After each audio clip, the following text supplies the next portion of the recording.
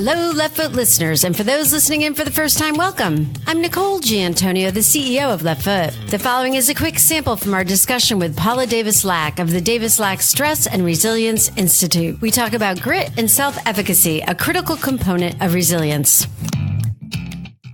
Of course, when we talk about business development, we talk about the effort that goes into it. When I think about our law firm clients, our lawyers, and they put so much time into understanding their area of practice. When they've become accomplished, they really know something critical and unique, or at least know it well. And then when we talk to them about business development, there's this whole really, I have to do that. Isn't just knowing my practice good enough? We tend to talk about the grit, the consistency, the needing to do certain things over and over again. Frankly, most of these efforts in business development are not successful. The majority are not. So we have to talk about that a lot in our work. Understanding that you're not going to be successful with every execution, the understanding that you have to keep going and you have to kind of quote unquote recover quickly and then go forward. People with high self-efficacy do a few things really well. And then you can start to see how that's connected to higher levels of resilience and grit. So one of the things that they do is they approach difficult tasks as challenges to be mastered instead of threats to be avoided. So you can say, if you believe that you have some sort of ability to succeed and sort of get to that end point or that end goal, you're going to keep going, right? If you have that belief, it's just going to propel you forward. So people who have higher levels of self-efficacy stick to things longer. They have more of a tenacity and they're more tenacious. And they attribute a failure to not enough effort or a lack of skills. So they're easily able to see, gosh, I woke up on the wrong side of the bed today and I didn't prepare. And so the calls that I made with a couple of potential clients just didn't go the way that I thought. Or there's some sort of skill that I'm missing. How can I get it? Who can I talk to? And they start to marshal their resources. Instead of kind of sitting back and going, man, this is stupid. I don't know why I have to do this. I'm just not good enough. More of those permanent kind of things that keep you stuck where you're not seeing how to get your way out of it.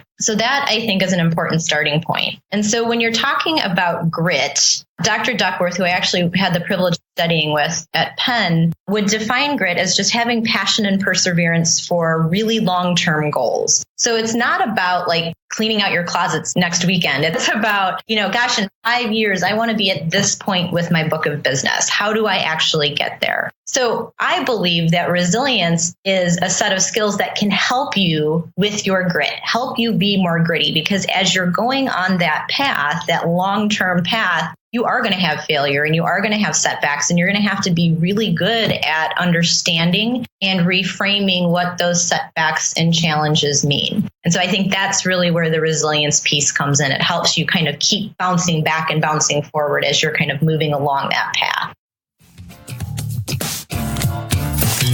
Tune into our full discussion with Paula Davis Laack, episode 93 on iTunes, SoundCloud, Stitcher, or LeftFoot.com.